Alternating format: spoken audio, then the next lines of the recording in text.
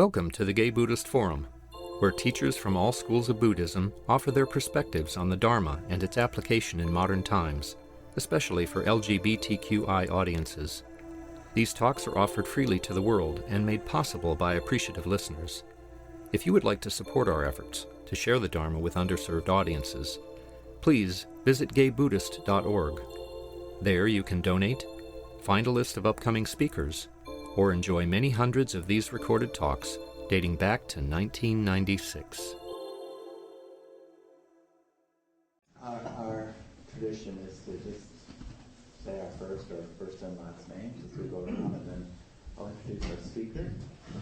My name is Joe Good. I'm Jack. My name is Mark. I'm Michael. I'm Mark. My name is Tom Bruein. I'm Bob.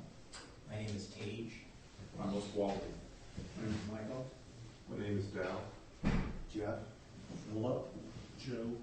Cat. Lon. Lee. Jim. My name is Cass.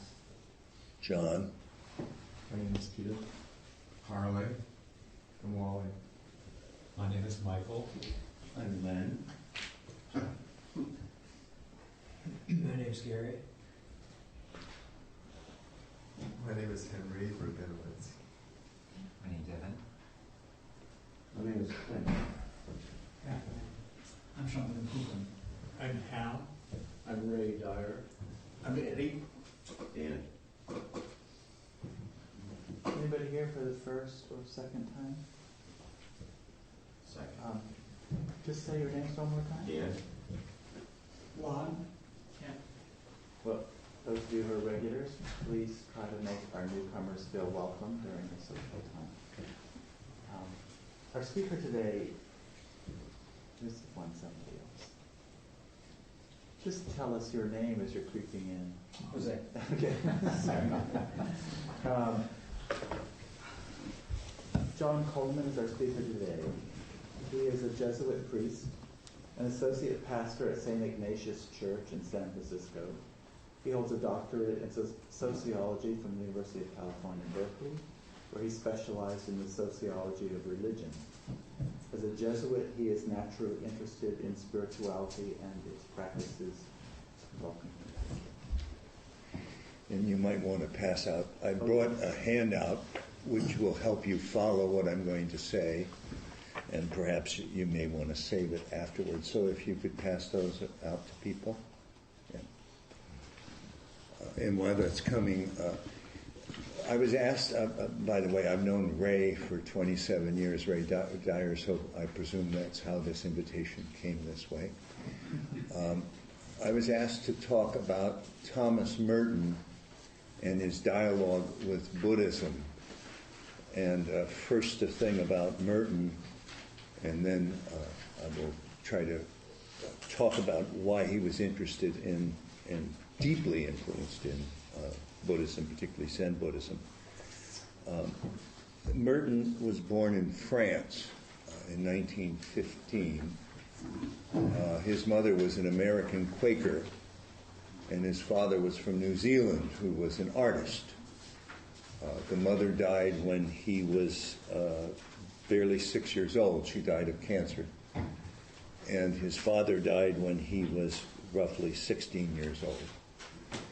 For a while after his mother died, and later in life too, he lived in, I had 40 of them, so I don't know whether there's enough to go around. I don't know how many there were 40. He lived with grandparents in Long Island, his mother's parents, and then that's how he returned to the United States. He first lived there with his brother, who died tragically young in an air accident, his younger brother, John Paul. And then the father got him again and brought him back to Europe. And he went to England, so he studied in England in a prep school and then at Cambridge. His father was dead when he went to Cambridge, but there was money to take care of him, and the father's lawyer took care of him. He spent several years at Cambridge, and students who were there when he was there said he was quite a womanizer and probably drank a lot. He was young. We know that he was more than just a womanizer, but he conceived a child who was born, but he never married the woman. And because of that, it was thought better to get him out of England. So he went back to the United States and went to Columbia University, where he early on had some interest in Eastern religion. He was deeply influenced by Aldous Huxley's book, Ends and Means, about Eastern religion. And at one point while he was at Columbia, he was a student of Mark Van Doren, and therefore the writer and literary figure. He got a BA and a master's in literature and in Columbia, and became fast friends with several poets like Robert Lax and others who were friends for life. And Merton was, of course, he was a poet. He has many books of poetry. I say he's a social activist. Well, not that he took to the streets, but he wrote a book in the 60s, Confessions of a Guilty Bystander, and it was about the civil rights movement and about Vietnam. He was nonviolent, held for a nonviolent position in his life. And during that period, he became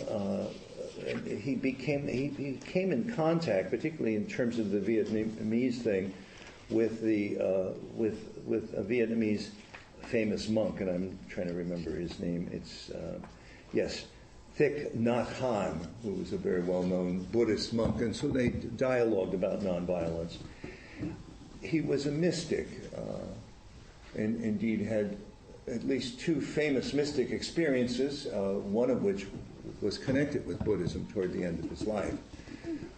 At one point in his life, well, mysticism is a strong word, but at one point in his life, when he was a monk, he went to a hospital in Louisville or to see a doctor. And he was in the middle of downtown Louisville and had this, whatever word you want to use, transcendent experience of his connectedness with everybody he saw around him, that they were all one. It was obviously a very powerful experience for him. And of course, he was a writer on contemplation, on meditation, on prayer, and he was interested in it. He was converted to Catholicism while at Columbia in 1938, and he joined the Cistercian order in 1942. Now, those of you you may or may not know what a Cistercian is. Trappists, they're sometimes called Trappists. There's a Trappist monastery in Vina, California, and I've been there once or twice, but I prefer to go to the Trappistines, the lady Trappists in Humboldt, at Our Lady of the Redwoods. The Trappists are a reformed movement connected with St. Bernard of Clairvaux, among others, of the Benedictines. And unlike the Benedictines, they don't run schools generally, although they have in the past.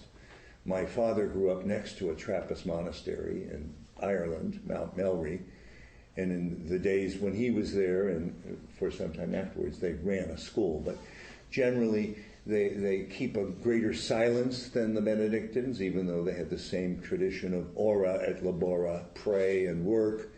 They keep a greater silence. Often they use sign language in times when they do not have conversation with one another. And like most of the Benedictines, besides private contemplation, meditation, prayer, they engage 5 or so times a day in chanting the office, which is based largely on the Psalms, sung. When I've gone to monasteries for my retreats, what determines whether I'll go back is how well they sing. The Trappistines sing better than the monks up there. So in 1948, now remember, he's then 31 years old. He's been ordained a priest. He wrote a story of his conversion at Columbia, and it was called The 7-Story Mountain. And much to everybody's surprise, this became a stunning bestseller. And I'm not sure, but I think even his picture got on Time because everybody was reading it. It's an autobiography. doctored in some places because evidently the monk censors didn't want him to include, it's vaguely in the book, but didn't want him to include that he had sired a child in England out of wedlock.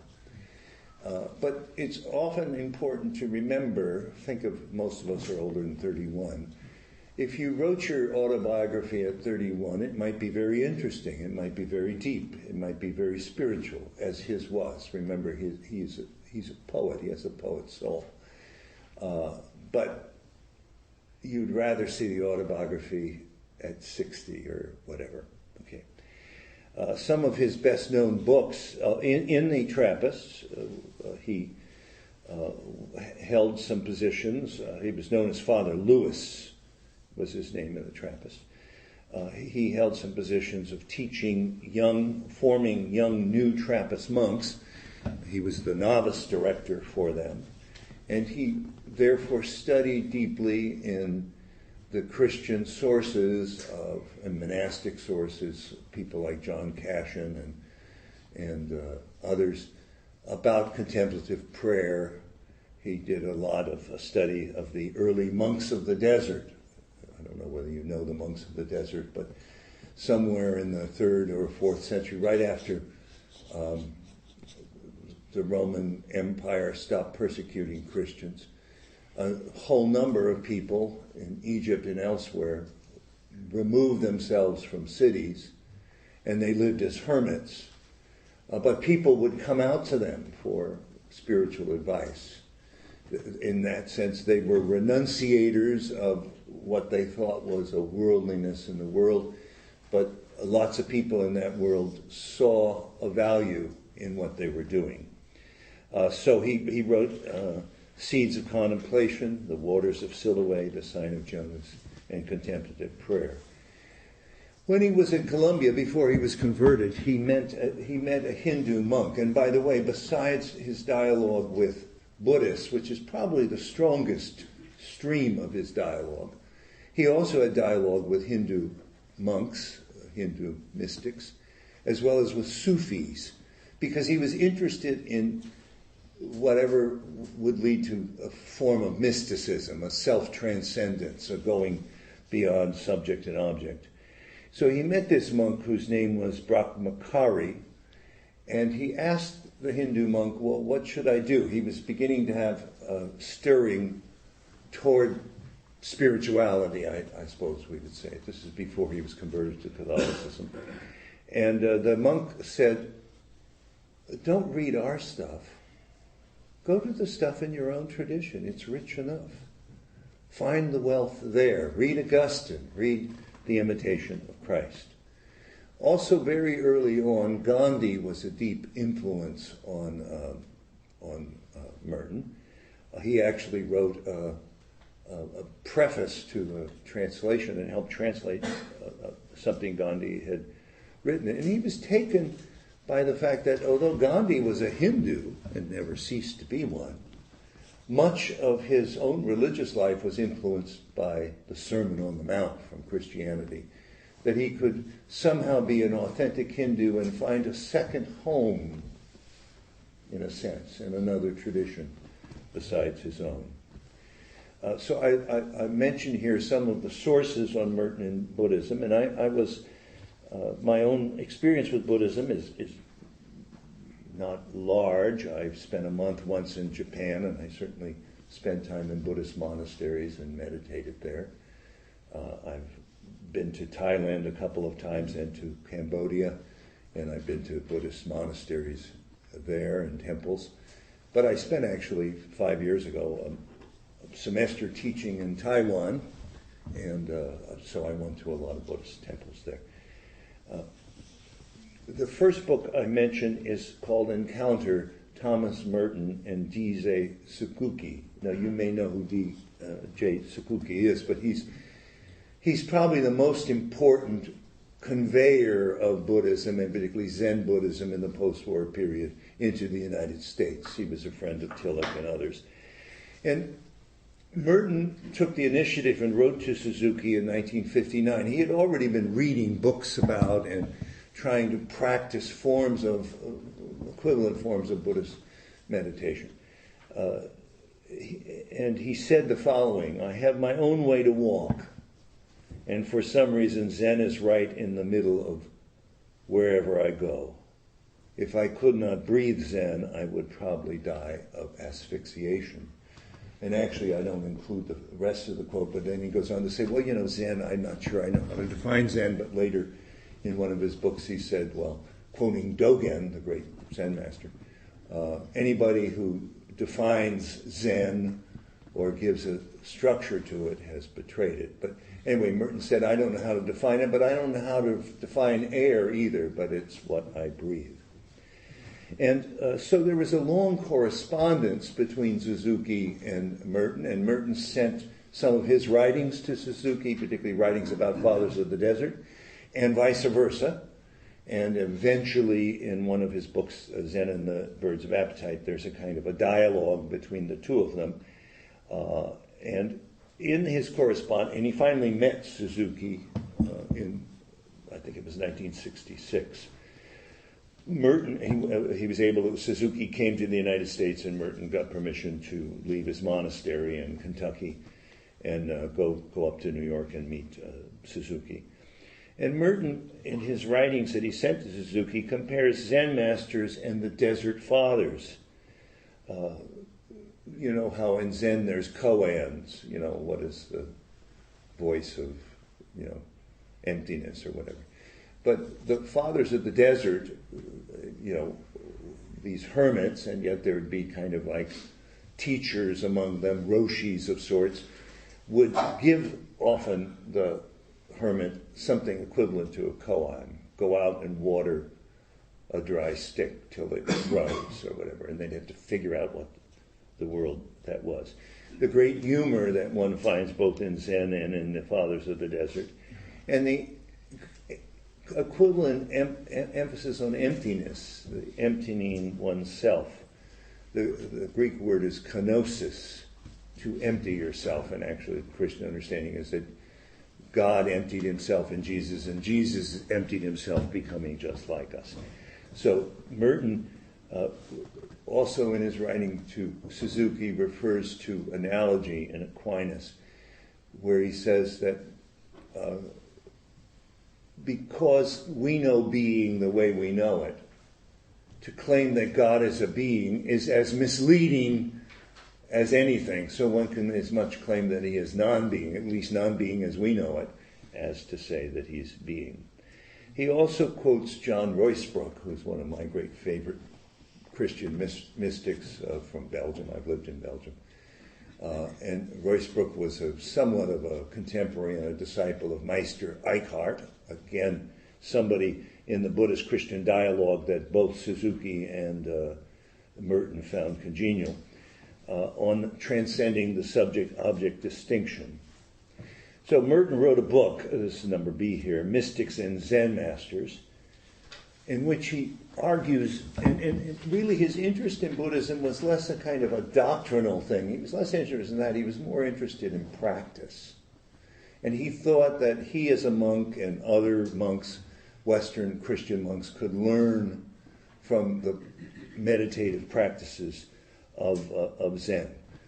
But he did see some parallels. Oh, by the way, another parallel in when he wrote about the Desert Fathers, you may or may not know, but the earliest Christian prayer, which is called the Hezekiah prayer, the Jesus prayer, you just say the word over and over and over again. But it's connected with a form of meditation which is very like some forms of Buddhist meditation, the breathing in and breathing out, the breathing in. So in a way, the name Jesus, the mantra, gets lost in the kind of breathing in, breathing out. And actually the Greek word Hezekiah means breath. So Merton, in Mystics and Zen Masters, does not think that Zen is incompatible with Christianity. He once quotes, I think he quotes in this book, Suzuki saying, Buddhism does not affirm that there is a God, but it doesn't deny it either. And so for Merton, Zen is not a theoretical but an existential set of practices. And in that book, he expands on Hui Neng, a Buddhist of the, I think, 10th century in China, with the emphasis on emptiness and moving beyond subject and object. And he thought that some Christian mystics approach the same thing. In a way, it's emptiness, but in some sense, sometimes in that emptiness, some of the Zen masters talk about like a pure light. And he cites John of the Cross, the great Carmelite Christian mystic, todo y nada, everything and nothing at once. Pure abandonment, darkness and night, pure void, so the emptiness, but yet a kind of pure light. He also saw something similar to Buddhism in the mystic Jacob Beme. God is called the seeing and finding of the nothing, and therefore is called a nothing because it's inconceivable and inexpressible. And he says of the koan that it leads a monk to experience, not to figure out the riddle, that's a waste of time, but to experience himself as a riddle without an answer. And that's, of course, the way koan. Another book he wrote, which was published the year of his death, Zen and the Birds of Appetites. He says, I believe that Zen has much to say not only to a Christian, but to a modern man. It is non-doctrinal, concrete, direct, existential, and seeks above all to come to grips with life, not with ideas about life. And again, in that extraordinary book, he says the following: both Christianity and Buddhism show that suffering remains inexplicable. Of course, that's the start of Buddhism. There's suffering and its experience, and what are the causes of it, and how do you transcend it? Most of all to the man, it remains inexplicable, most of all to the man who attempts to explain it in order to evade it, or who thinks explanation itself is an escape. Suffering is not a problem as if it were something we could stand outside of and control. This is Merton. Suffering, as both Christianity and Buddhism see, each in its own way, is part of our very ego identity and empirical existence, and the only thing to do about it is to plunge right into the middle of the contradiction and confusion in order to be transformed by what Zen calls the great death and Christianity calls dying and rising with Christ. And in this book there's a dialogue with Suzuki, and Suzuki was quite taken by Meister Eckhart, and particularly the remark of Eckhart, the eye wherein I see God is the same eye wherein God sees me. Not long before he died, Merton had a conversation with another writer on Christian contemplative prayer, Brother David Steindl-Ross, where he said, I do not believe that I could understand my Christian faith the way I understand it if it were not for the light of Buddhism. And then the final source from Merton on, so he wrote Zen Masters and Mystics, Zen and the Birds of Appetite. He had this correspondence with Suzuki, is the journal he kept in 1968. He finally got permission to go, well, there was a big meeting in Bangkok, which is a meeting really of Christian monks in Asia. But he also got permission for a more extended stay in Asia and to give a talk in Calcutta at an interreligious dialogue between Buddhists and Hindus and Christians. Okay. Roughly speaking, from October 15th to December 15th. He spent some time here in California before he went to Asia. He spent some time up with the Trappists, but also much more congenially with the Trappistines, and he was looking for the possibility of a hermitage. In his own journey in Gethsemane, he got permission to live a hermit's existence. Now, most Cistercian monks, although they have silence and they have spent a lot of time in a personal prayer, they do have a communal existence. They are not hermits. He didn't do his liturgies alone in the hermitage, so he would come out of the hermitage. But this was a long time as a hermit in prayer and alone. So anyway, he got permission to go to Asia, and he spent time in Bangkok at the Buddhist monastery there. In Calcutta, he met Chogyam Trungpa Rinpoche, the Tibetan Buddhist. And although his earlier connection was largely with Zen Buddhists, on this Asian journey he had connections with Theravada Buddhism in Thailand and Sri Lanka, and with Tibetan Buddhism, Rinpoche. And then he went to the Himalayas, and for 3 successive days, for several hours each day, he and the Dalai Lama met and talked. And the Dalai Lama said of him that he thought that Merton might be a Christian geisha, guru or roshi or whatever. But later he said something which is quite remarkable. He said, I never took seriously at all Western Christian monasticism, contemplation, or meditation. But I had to rethink it after I met Merton. And he went to Sri Lanka, and there he had the only other kind of mystic experience like that one at 4th and Market in Louisville, where he felt this, that he was, one with everybody. He went to this Buddhist monastery in Sri Lanka, which had many such Buddhas around, and again, he had something like a mystical experience. In the talk he gave at the Interreligious Dialogue in Calcutta, he said the following: I come as a pilgrim who is anxious to obtain not just information, not just facts about other monastic traditions, but to drink from ancient sources of monastic vision and experience. I seek not to just learn more quantitatively about religion. He's not just doing comparative religious studies or sociology of religion, but he really wants to enter deeply into a dialogue as a pilgrim and to learn, but to become a better and more enlightened monk qualitatively myself. In the Asian Journal, he is not looking for a facile syncretism, and he does think that there should be scrupulous respect for important differences. But what is sought is true self-transcendence and enlightenment. Mindfulness. The Christian monks used a different term, presence of God. My own founder of the Jesuits, finding God in all things. But you need to be mindful all the time and everywhere to do that. And compassion, which of course is something that Buddhism and Christianity would, and some kind of bhakti type devotion, care for those who are not there. Now, he had a very significant dream while he was in Asia.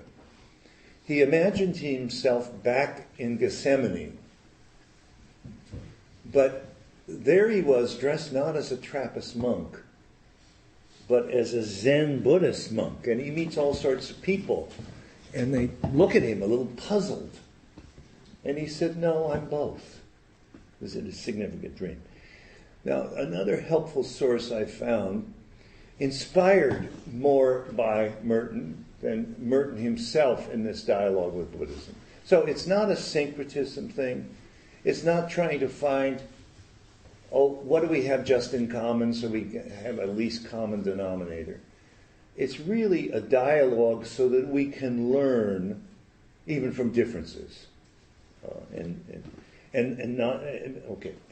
But 20 years after he died, there was a very interesting gathering, much provoked by the Dalai Lama, in Gethsemane, where 50, mainly either Benedictine or Cistercian nuns and monks, and Buddhist monks, but Buddhists and some Buddhist lay people, but Buddhists of every tradition, so Theravada, Zen, and Tibetan, came together.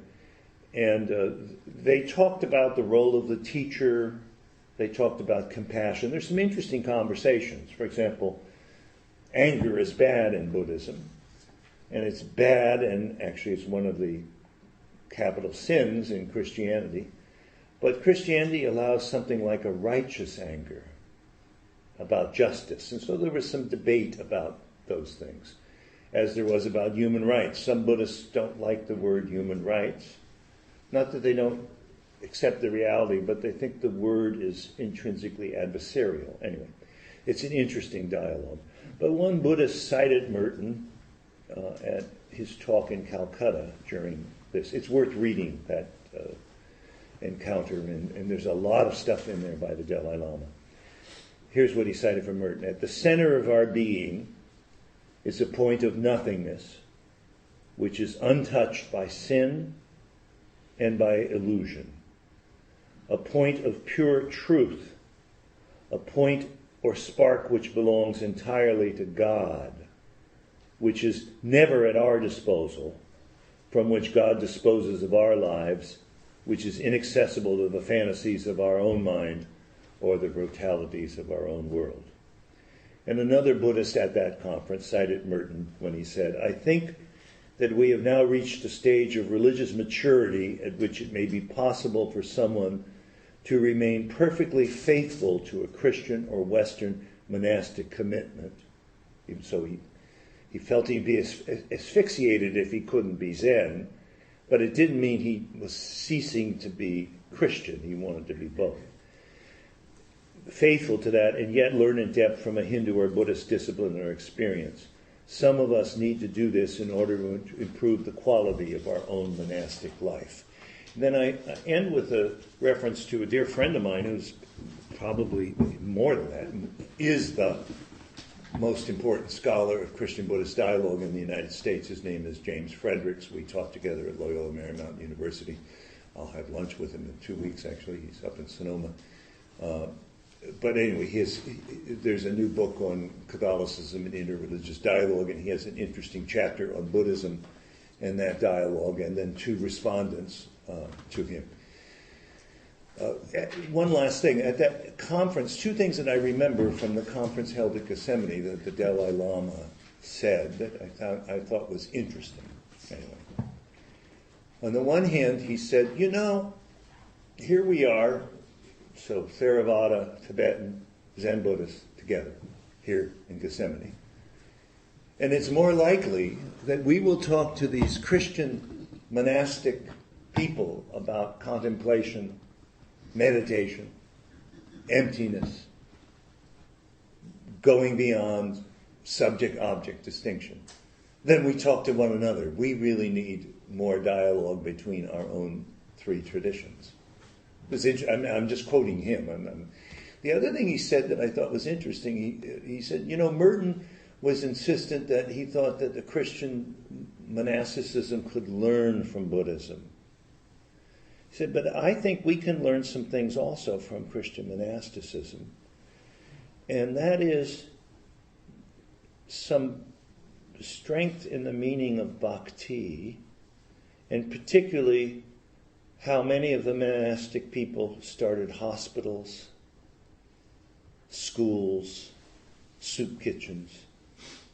I'm just quoting the Dalai Lama. Anyway, I hope this is helpful. You may have questions or comments or objections, and that's okay. We have a little bit of time, though. Yeah. Those are my remarks. Open it up for questions? Yeah.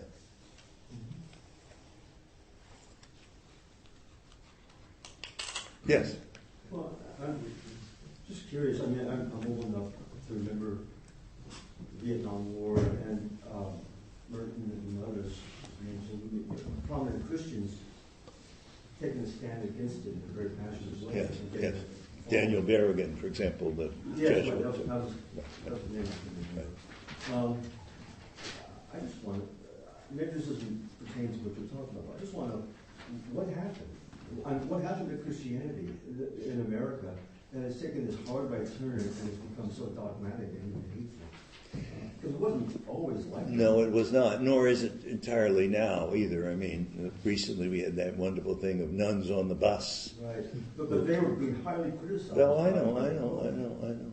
As you know, the sociology of religion person in me will answer this. It's a shameful thing, but if you look carefully at data about religious data for the United States, the largest growing group are people who say they are non-religious. Many of them are spiritual but not religious, but they can't take the word Christian. I'm always happy that those people who call themselves Christians, like Michelle Bachmann and whatever, who I don't like and who don't seem very Christian to me at all, they don't think I am either, because Catholics aren't part of their thing. But you have a good question. I don't know. It's not that that's not still alive, but it doesn't drive.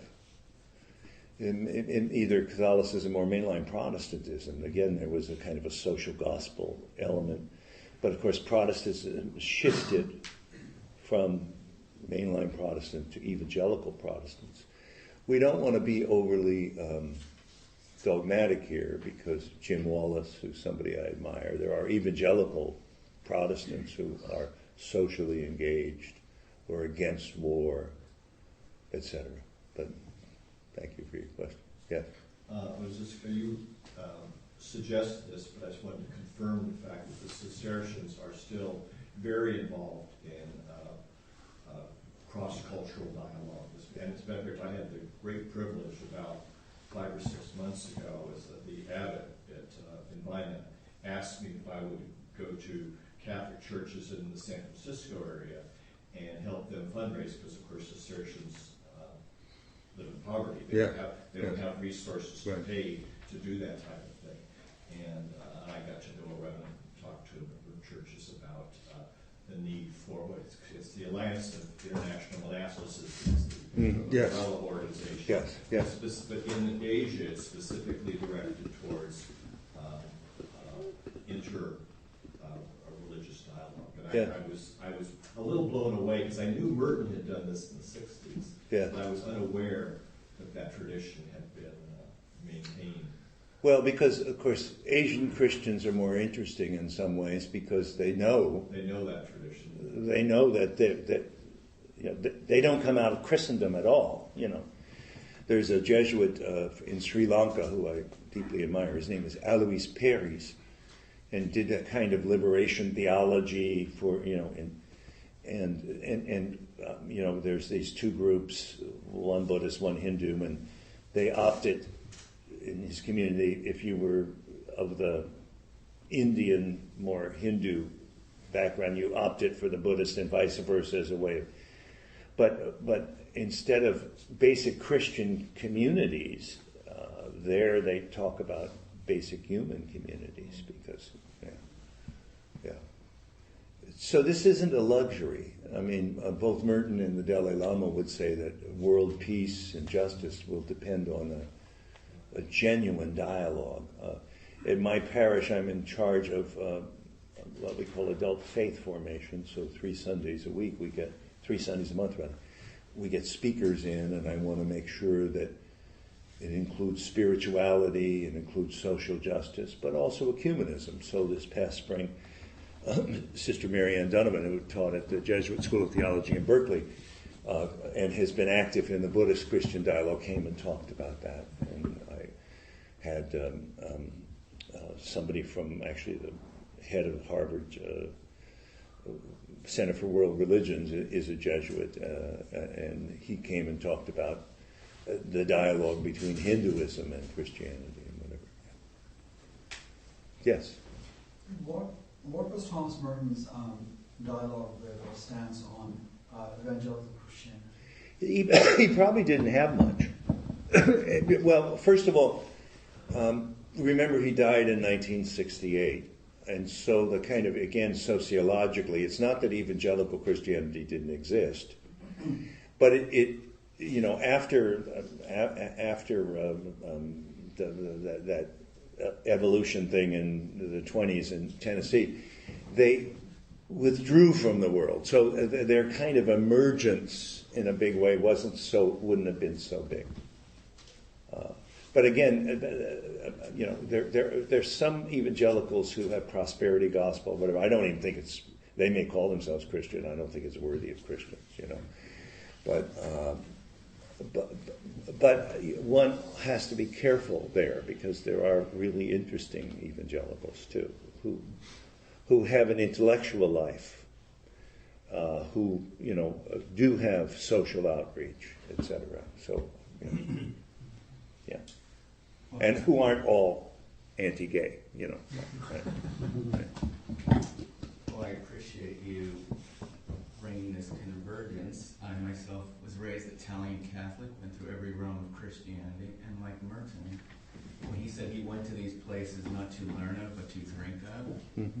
well, I drunk so deeply of Christ that I came through the nothingness, everythingness, into the clearing that allows me to sit in a Buddhist Sangha today and meditate and feel at one with everyone here. So I believe for myself in between clearing space where all things converge.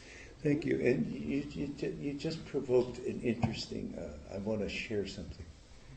I was for 20 years or whatever an editor of one of the editors anyway, of an international Catholic journal called Concilium. So I was able to go to these interesting meetings with Hans Kung and all those people. And Alois Peris, who I quoted from Sri Lanka, is a specialist on Buddhism. He had gone to London and at the University of London got the best kind of doctorate intellectually you could do. But he told the following story, and then he went back to Sri Lanka, and he went to an abbot in a Buddhist monastery would bring the flowers and do all that he would do to learn from him. And so he was an apprentice for some time in this Buddhist monastery. And then at a certain point, the abbot said to him, I can't teach you anymore, because for you to move further, you'd have to give up Christ, the church, and everything. And so Peris tells the story, and he says, well, but don't Christians themselves say that unless you're willing to die, give up everything? So he did that. And there was this interesting dialogue between him and Kung, who I don't like personally. I shouldn't say that in a Buddhist group, but I don't like him. But Kung, the scholar, didn't get it. No. And what was interesting was somebody who was really equally and more a scholar of Buddhism than Kung, as the scholar thing, was appealing to something different that wasn't just intellectual. And I was always very moved by that. So, yeah. Oh, yes. Yes. I have some old friends who sent their son to a Quaker school, and at his 8th grade graduation they went, and were absolutely astounded that all, K through 8 came in, and 5 and 6-year-olds sat in complete stillness for an hour. Yeah. June, what do you believe, or what do you know about the teaching of stillness among the young? Among the Quakers? Yes. I don't know. Yeah, well, for a good part of my life, I used to go regularly to Quaker meetings, particularly Walnut Square in Berkeley. You may know where that is. And when I was in Chicago, I used to go. I've always admired the Quakers. It's funny because I'm a Catholic to my bones, so they're absolutely non-sacramental. There's no Eucharist or whatever. But however, there's something similar to like Ignatian spirituality. That is, there is the spirit within. There is God is not just out there, but is active within you. And as you know, in a Quaker meeting, you will go and it's an hour long, pretty much silent. The silence can be broken in that hour. Yeah. So you might get up and you would share something, but there's no chit chat. So it's not like, oh, I heard you and I'm going to... There may be just one person get up. There may be two in the source of an hour. And it's somehow they've done some kind of discernment that this is, something from the Spirit worth sharing. But the silence is interesting. And what is interesting, of course, there are two kinds of silences, and you would have experienced this here. When I go to pray, I pray alone. I try to be silent. But there's a different silence when it's collective. And the other thing I've always loved about the Quakers is, they're nonviolent. But then they're really consistent concern for the poor, social justice stuff. So I'm a great admirer of Quakers. But for somehow it didn't pick up, because after all his mother was a Quaker, but it didn't pick up with Merton. He didn't get it, But I am a great admirer, and for many, many years, I used to go. Also went to Eucharists, but I used to go to Quaker meetings. Yeah. Maybe time for one more. Yeah. Yes, it's sort of maybe a difficult question. I've recently become acquainted with the evolutionary psychology perspective and Jonathan Haidt on religion and spirituality, and it's been disturbing, and it's sort of changed everything for me. And one of the things I notice about this is that Merton, as you described him, is taking more in and saying there isn't us and them, and yet in your personal talk, I hear you distinguishing between the good Christians and the bad Christians, and I wonder if you would say more about that. Yeah.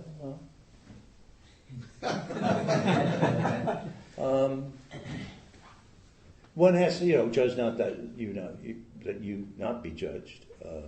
And just this week we've had this thing about the weeds of the wheat, and it's God at the end who will determine what's that. So that ought to be an admonition to me. On the other hand, it's not simply doctrinal. It's by your fruits you will know them.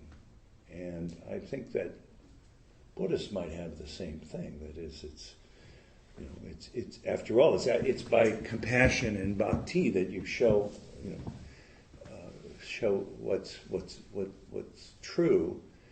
So someone who is condemning other people and who is condemning all gays, or who are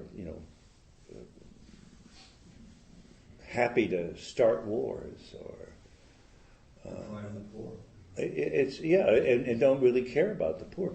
It's hard for me to say that that I want the same name as they have. So as many of them would think that I shouldn't be called a Christian, but I don't care. I'm a Catholic. It's bigger even than Christian. Well, it's universal. It's more universal. So but I always liked it. Was Falwell when he was alive, and we started this university, and he said, "Wouldn't it be great if a Christian university could beat some team like Notre Dame?" See, Notre Dame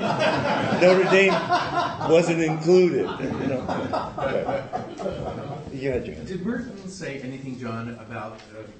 I know he died in 1968, but I remember I was studying in Rome at the time. But the fact is that. Did he ever say anything about gay? Of course, we recognize Stonewall occurred in June of... No, I don't think he did. I don't think he did.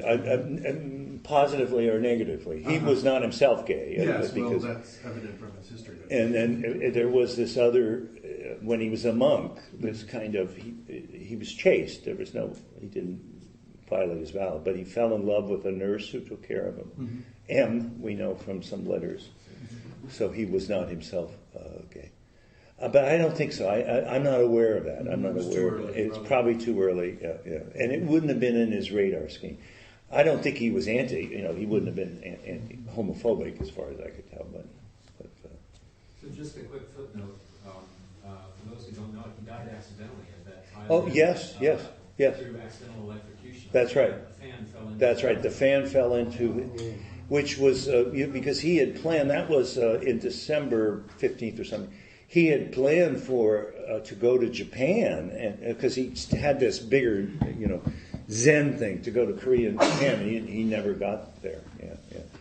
Yes, it was after a talk he gave. This was to monks in Asia, though, who were interested in this.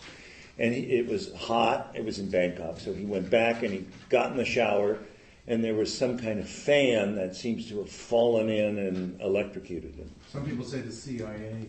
Well, yeah, right. Well, and some even have speculated, this was suicide, which I find nonsense. No. I find nonsense, but it was a mysterious death. Right? Thank you very much. Thank you. I really appreciate it. Do we have any announcements today? I'm the host today, and I have made an Indian rice pudding, and there is a plum sauce that you can grill on. Oh. Just like I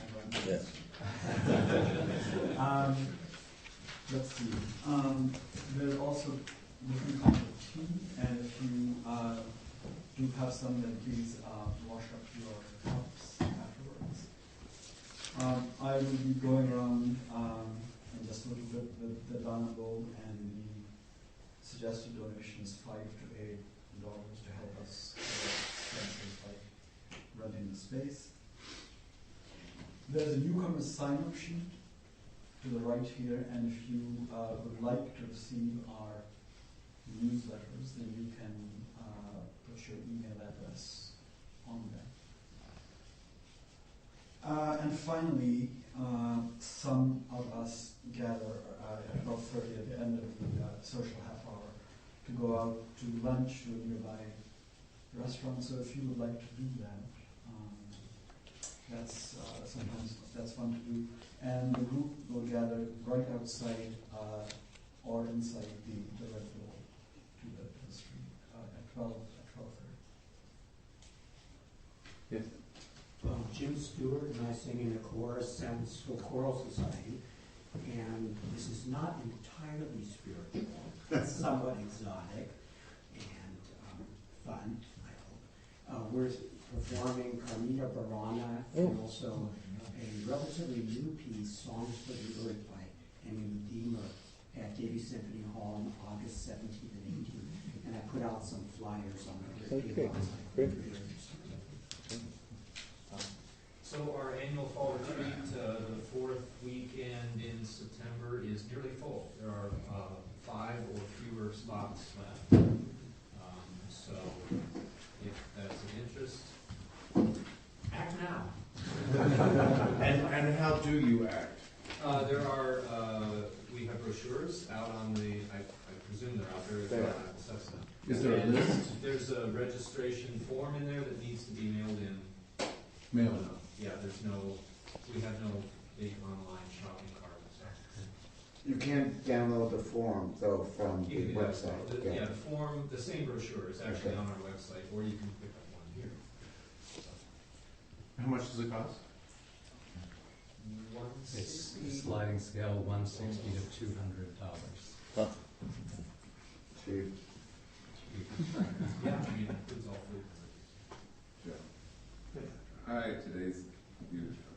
today's newsletter, Dan, most of you have probably heard your spiel on it, but for those who don't know, we have now over 400 paper email newsletters which will go out. About 2/3 of those go to Christians. So we have every other month there's sort of the equivalent of a quilting bee, our newsletter mailing bee after today. So if 8 or 10 people can help on that, and I'd like to see hands for commitment, please. That would be great. Thank you. So along those lines too, I don't know if we discussed actually doing it, but if you're receiving it by mail, postage and all this stuff, and yet you're coming here and can actually pick it up, we'd like to find a way to if you're open to it, take you off the list. So think about that. Or how about opting it to get it electronically? Yeah, Well, yeah, I mean, when it's available, we announce it on the list, and you can just go in and download it or look at it or whatever. So think about that if you might want to be willing to opt out, and we'll find a way to do that. Who can you talk to about that? You? I guess so. Yeah. Yeah, I can take down names and Anything else? Does anyone know who's speaking next week or what's happening? I can't remember. I'll grab a newsletter. Well, it's not. No, it's not on that. It's not this. This is our last speaker of the newsletter month. But the new newsletter would have this. It's under the desk in the cardboard box. And the speaker, I can't remember, has truly embraced nothingness. I think it was Jim Stewart.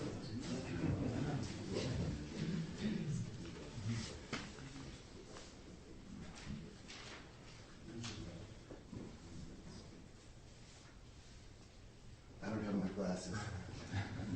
It's Bill Shannon. Yeah, Bill Scheinman, author of the book Moment by Moment, Using Mindfulness to Reduce Stress and Cultivate Freedom in Daily Life.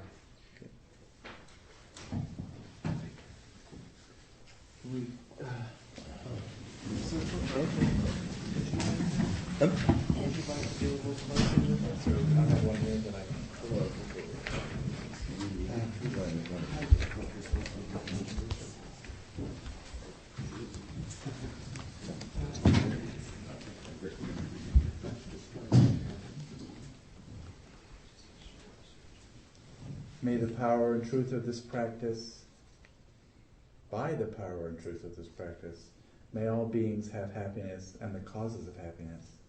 May all be free from sorrow and the causes of sorrow. May all never be separated from the sacred happiness which is without sorrow. And may all live in equanimity, without too much attachment or too much aversion, believing in the equality of all that lives.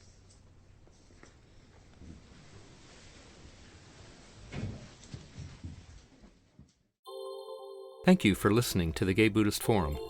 If you would like to hear several new talks per month and be notified of upcoming speakers so you can participate live, please subscribe to this podcast, like us on Facebook, and join our mailing list by visiting gaybuddhist.org.